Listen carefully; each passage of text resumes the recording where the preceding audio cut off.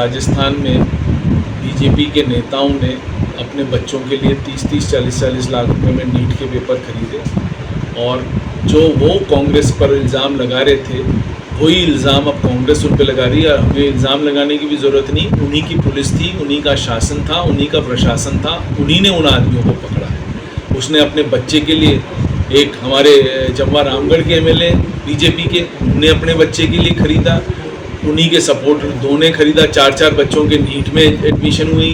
खंडेर नगरी चौपट राजा क्या चल रहा है आज? एनटीए है, एनटीए गवर्नमेंट बॉडी तो है नहीं, जो नेशनल टेस्ट हाउस जो एजेंसी बना रखी है वो गवर्नमेंट बॉडी तो है नहीं।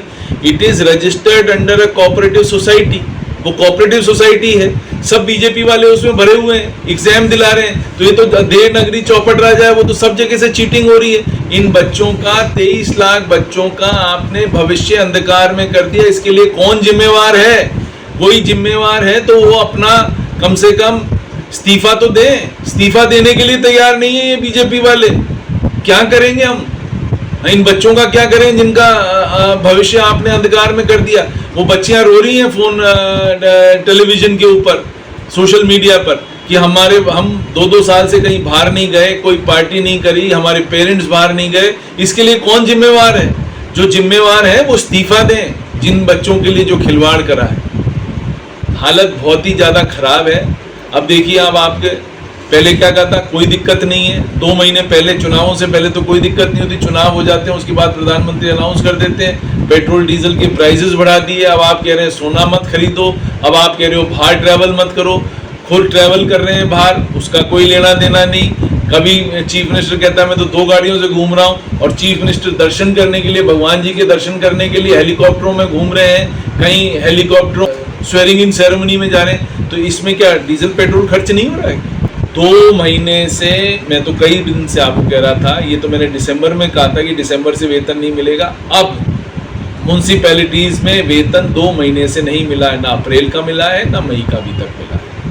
और ये आप मान के चलो आने वाले दिनों में, इधर तो ये अनाउंस कर रहे हैं कि हम भर्तियां करेंगे। अरे भर्तियां किसकी करोगे जब आप वेतन ही दे पाओगे? तो भर्तियां किस चीज़ की करोगे आप भर्तियां तो नई भर्तियां करने की बात कर रहे हो, उधर आप वेतन नहीं दे पा रहे हो, ठेकेदारों के पैसे नहीं दे पा रहे हो, सब काम बंद है। तीनों डिपार्टमेंट्स में सब काम बंद है, कोई काम हो नहीं रहे, जमीन पर कोई काम नहीं हो रहे।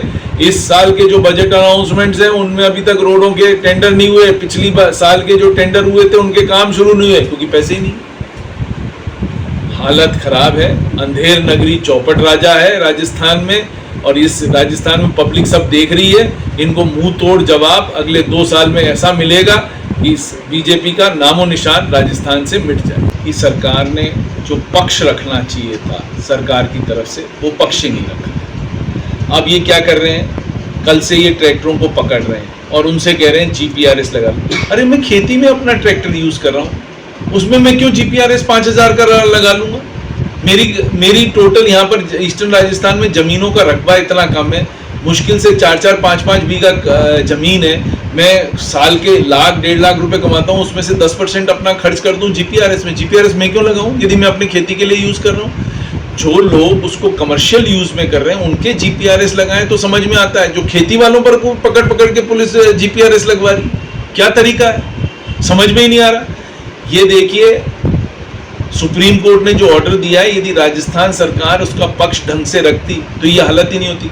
अब आप देखिए, पूरे धौलपुर डिस्ट्रिक्ट में सब कंस्ट्रक्शन एक्टिविटी बंद हो जाएगी। कहाँ से आएगा? यानी रेत हमारे सामने पड़ा है, हमें सिंध से रेत लाके मंगाकर और अपना घर बनवाना पड़ेगा। भाई क्यों? आपने क्यों नहीं ऐसा आप काम कर देते कि भाई जिससे कि राजस्थान में भी ठीक से निकल जाए, धौलपुर में भी ठीक से बजरी निकल जाए। कोई सुनने वाला ही नहीं, कोई समझने वाला ही नहीं। कई बार कह दिया पक्ष ढंग से रखें, पक्ष ढंग से रखा ही नहीं सुप्रीम कोर्ट ने। सुप्रीम कोर्ट ने एक तरफा अपना फैसला सुना दिया, वो इनको कैरी फॉरवर्ड करना पड़ेगा। ना इनके पास आदमी है, ना संसाधन है, किस तरह से करेंगे? थोड़े दिन चलेगा, शक्ति जब तक चलेगी, फिर उसके बाद वापस चालू हो जाएगा। तो मेरा ये मानना है, कम से कम जो एग्रीकल्चर में ट्रैक्टर यूज हो रहे हैं उस पर जीपीआरएस नहीं लेंगे। आपको नंबर लिखवाने, आप हर ट्रैक्टर पे नंबर लिखाएं, हम आपके साथ हैं बिल्कुल।